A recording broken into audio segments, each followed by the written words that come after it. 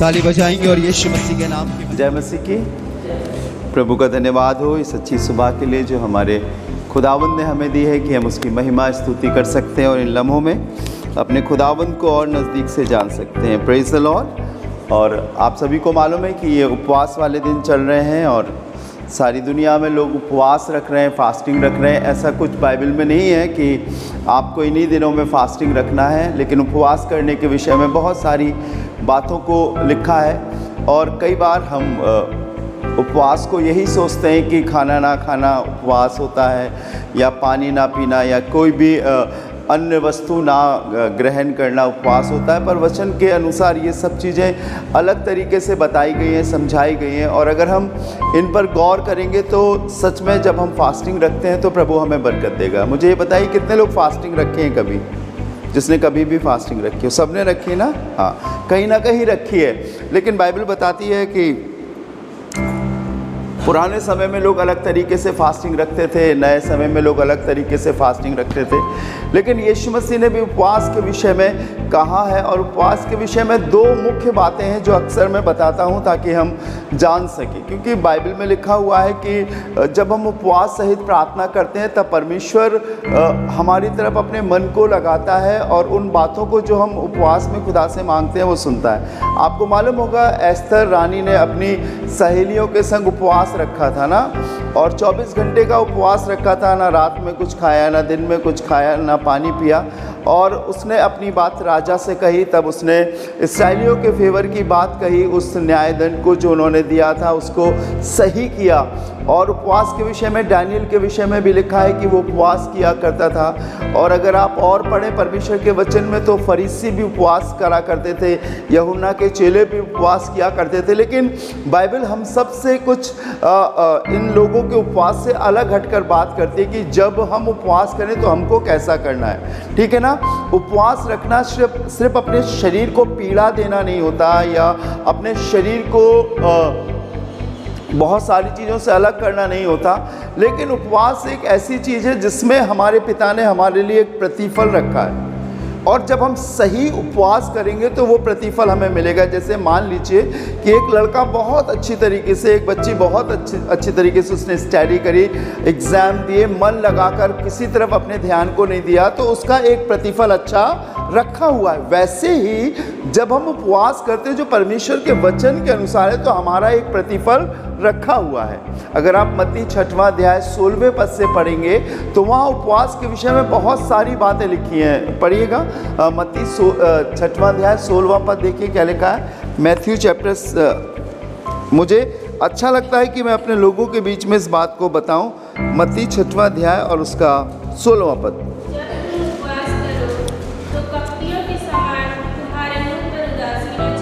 क्योंकि वे अपना मुंह बनाए रहते हैं ताकि लोग इन्हें उपवासी जाने।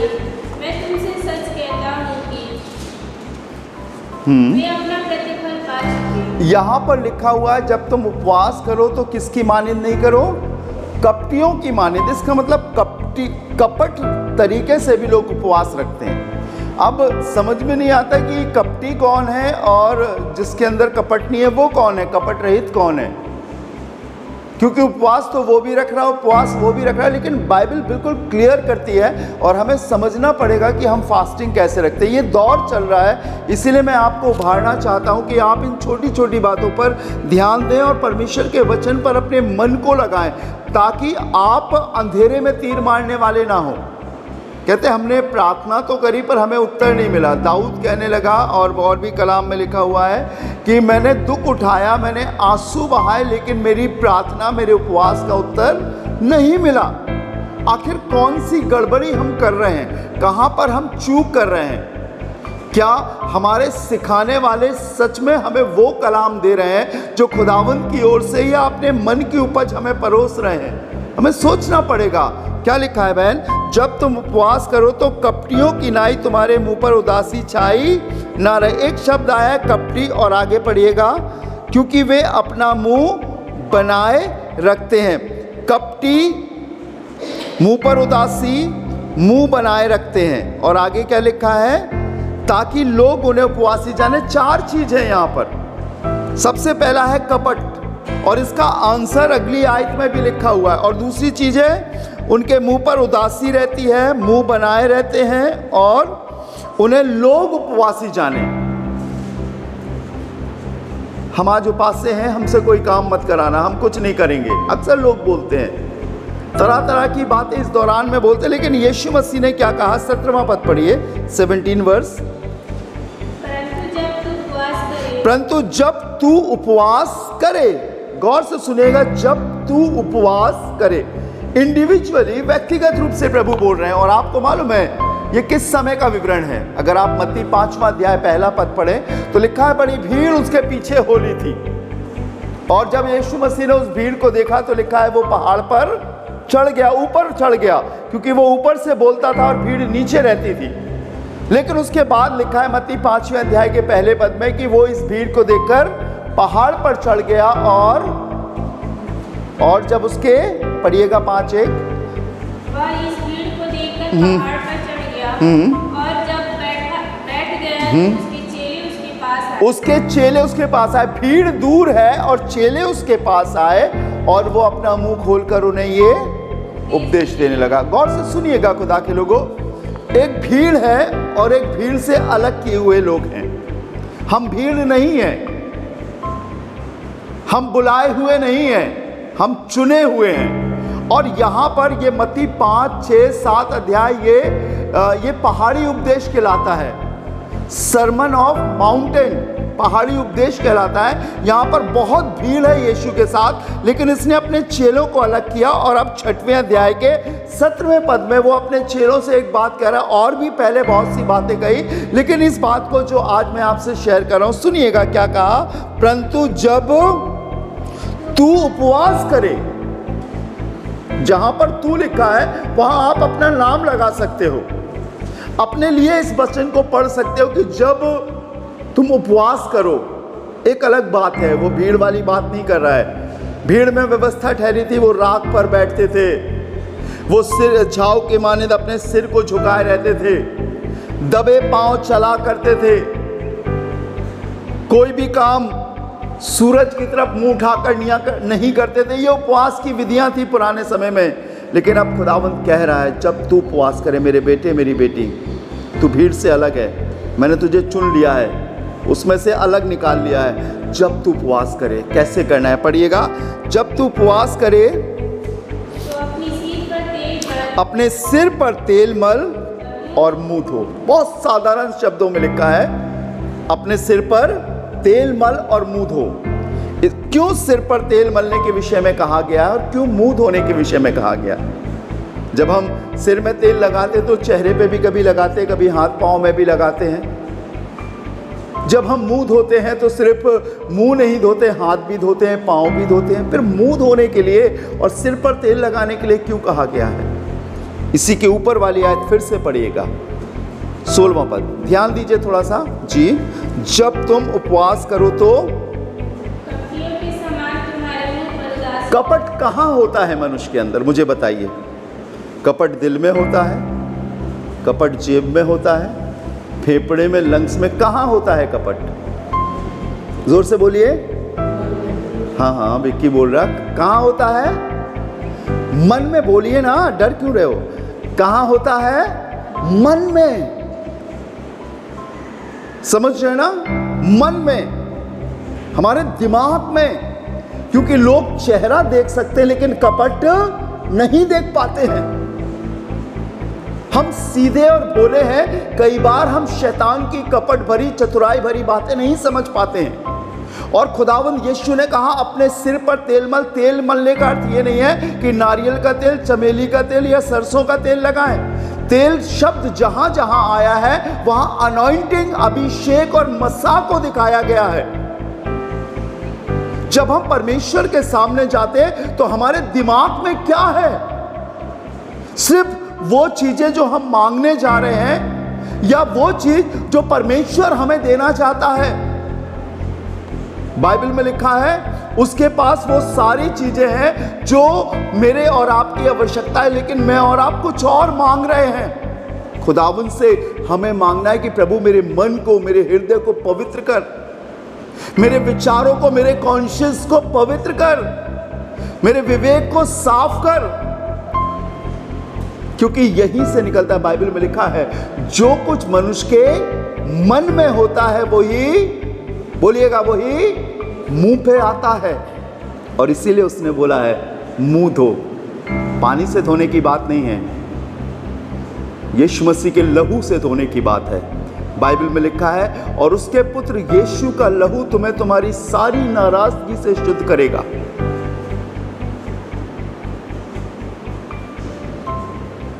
नीति वचन 4 अध्याय 23वां पद पढ़िए। प्रोवर्ब चैप्टर 4 नीति वचन 4 अध्याय 23वां पद पढ़िए जी। याद हो गया होगा आपको, तो ये मैं अक्सर बोलता हूं। क्या लिखा है? सबसे अधिक अपने मन की रक्षा कर, क्योंकि जीवन का मूल स्रोत यही है। अब समझ में आ रहा ना आपको सिर पे तेल मलने का अर्थ? आज बहुत से लोग उपवास रखते हैं अपने तरीके से, अपने तौर से, लेकिन उनके मन से कपट नहीं जाता। लेकिन प्रभु कहता है जब तू उपवास रखे मेरी बेटी, मेरे बेटे, जब तू उपवास रखे, सुन, शारीरिक शुद्धता मुझे नहीं चाहिए, मुझे मन की शुद्धता चाहिए, क्योंकि जीवन का मूल स्रोत यही है। और अगर हम कपट रखकर उपवास रख रहे हैं तो हमारा उपवास रखना व्यर्थ है, बेकार है। अगर हम परमेश्वर के वचन के अनुसार नहीं रख रहे और अनाप शनाप बक रहे हैं अपने मुंह से, तो हमारा उपवास रखना व्यर्थ है।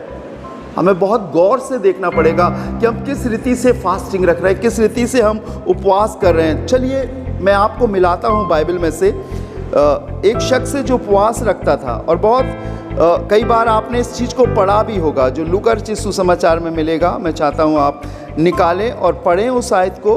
और लूका शायद मैं सोचता हूँ 18वें अध्याय में होगा, जहाँ पर 2 लोग मंदिर में प्रार्थना करने के लिए गए ना। पढ़ा है आपने? लूका कौन सा अध्याय है? 18:9 से पढ़िएगा बेटा।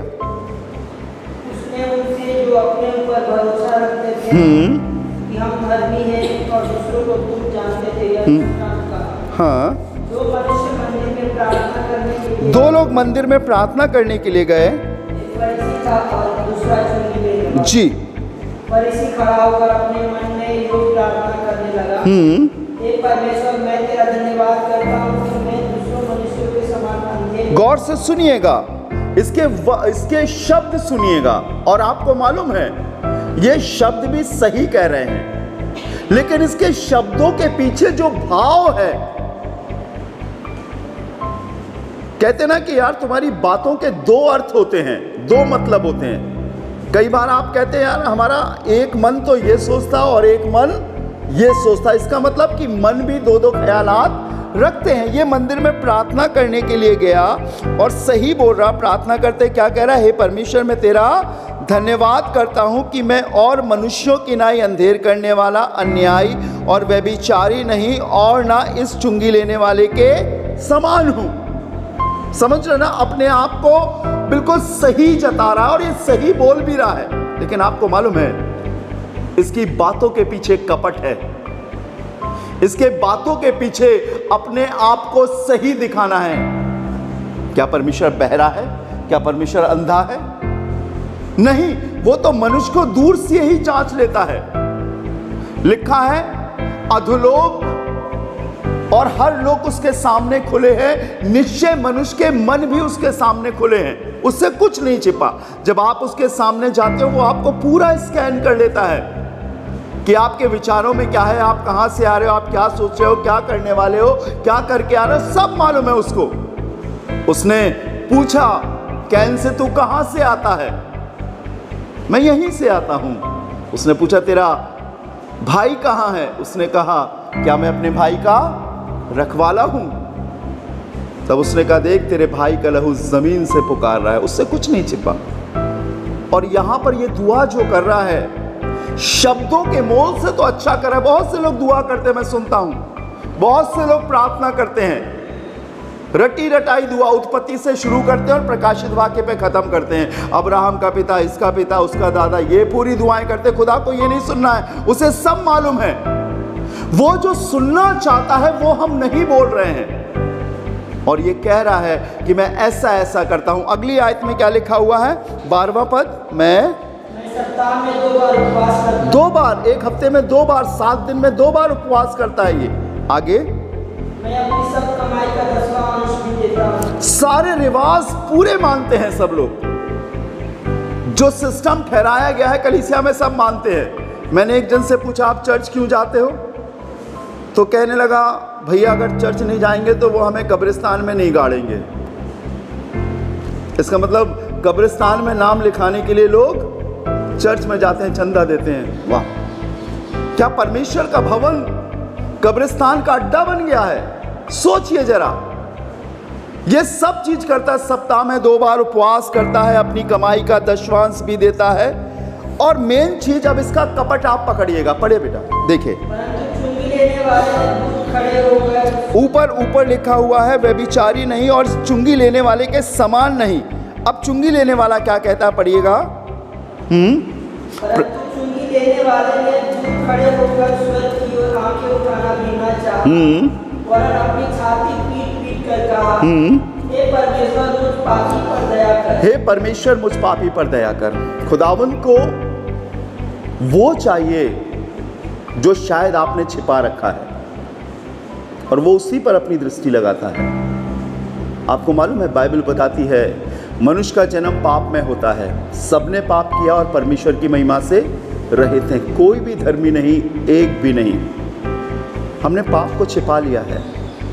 हम उपवास अपने कामों के लिए रखते हैं, लेकिन हमने उपवास अपने पापों के लिए नहीं रखा कि प्रभु मुझे उस इंतहाई हिस्से तक लेकर जा जहां पर मेरे गुप्त पाप छिपे हैं, जिसे कोई नहीं जानता, जिसे मैं जानता हूं। प्रभु ने माफ कर। यह है उपवास। अगर आप शुद्ध और पवित्र होगे तो परमेश्वर आप आपके पास आएगा, लेकिन वो इसलिए नहीं आ रहा क्योंकि हमने कुछ छिपा कर रखा है, कुछ दबा कर रखा है। और इसीलिए बाइबल बताती है, खुदा के लोगों, जब तुम उपवास करो तो आप, तुम्हारा उपवास अन्य जातियों की मानिंद ना हो, तुम्हारा उपवास उनकी मानिंद नहीं हो। और यहाँ पर क्या लिखा है, यीशु मसीह सुन रहे थे और उसने क्या कहा, मैं तुमसे सच कहता हूँ, वो दूसरा नहीं परंतु यही मनुष्य धर्मी ठहराया जाकर अपने घर गया, क्योंकि जो कोई अपने आप को बड़ा बनाएगा वो छोटा किया जाएगा, और जो कोई अपने आप को छोटा बनाएगा वो बड़ा किया जाएगा। उपवास में अपने आप को हम्बल, दीन बनाना है हमको, नम्र बनाना है हमको। अगर हम सोच रहे हैं कि हम बहुत प्रार्थना करने वाले हैं, बहुत उपवास रखने वाले हैं, हम वचन पढ़ने वाले हैं, कुछ नहीं चलेगा। हमसे ज़्यादा तो सदूकी और फरीसी वचन पढ़ते थे, व्यवस्था की एक एक नियम और हुक्म को वो माना करते थे। और बाइबल में लिखा है कि अगर तुम्हारी धार्मिकता इनसे बढ़कर नहीं हुई तो तुम स्वर्ग के राज में प्रवेश नहीं कर पाओगे। रिवाजी मत बनो, परंपराओं को पूरा करने वाले मत बनो। ये मत सोचो कि इस बार क्रिसमस पे केक नहीं मिला या केक नहीं बना तो क्रिसमस नहीं है, बिल्कुल नहीं। यीशु मसीह ने कहीं नहीं कहा इस बात को कि आप केक बनाओ। यीशु मसीह ने कभी नहीं कहा कि आप गुड फ्राइडे पे काले कपड़े पहनो और ईस्टर पे सफ़ेद कपड़े, और एक और आता क्रिसमस पे रंग बिरंगे। कहीं नहीं लिखा है। अपने मन को देखना है, इसकी शुद्धता को देखना है, तब परमेश्वर मेरे और आपके उपवास को ग्रहण करेगा और प्रार्थना करेगा। दाऊद ने कहा, मैंने उपवास रखा और उपवास रख के दुख उठाया, और मेरी प्रार्थना का उत्तर मेरे गोद में आ गया। आइए अपनी आंखों को बंद करें, दुआ। राजाओं के राजा, प्रभु के प्रभु, मैं आपका धन्यवाद देता हूँ तेरे कलाम के लिए कि तू यहाँ पर है। प्रभु, ये तेरे लोग हैं, तूने इन्हें चुना है।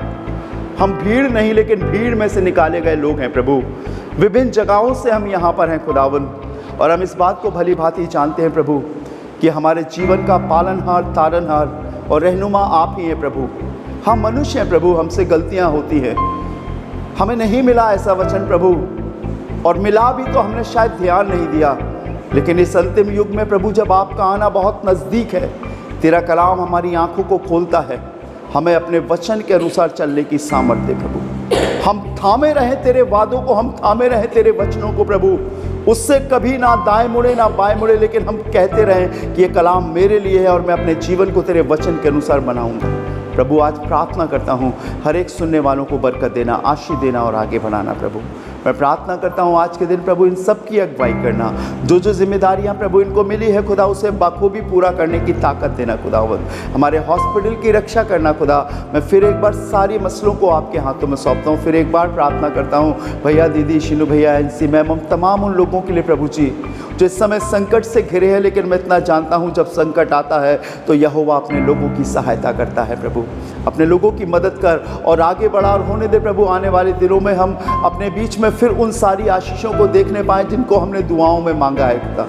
तंदुरुस्ती देना प्रभु, अगर कोई बीमार या कमज़ोर है तो उसे शिफा देना प्रभु जी। ये शिफा पाकर तंदुरुस्त होकर आपके नाम की महिमा करे खुदावंद। हर एक की रक्षा करना प्रभु। हम सभी कुछ आपके हाथों में सौंपते हैं। सारा आदर सारी महिमा आपको देते हैं प्रभु, यीशु के नाम से मांगते हैं, आमीन। और अब हमारे खुदावंद यीशु मसीह का फजल, खुदा बाप की मोहब्बत और पाक रूह की रिफाकत और शराकत हमें से हर एक के संग अब से लेकर हमेशा तक होती रहे, आमीन। Praise the Lord. प्रभु आपको बहुत आशीष दे।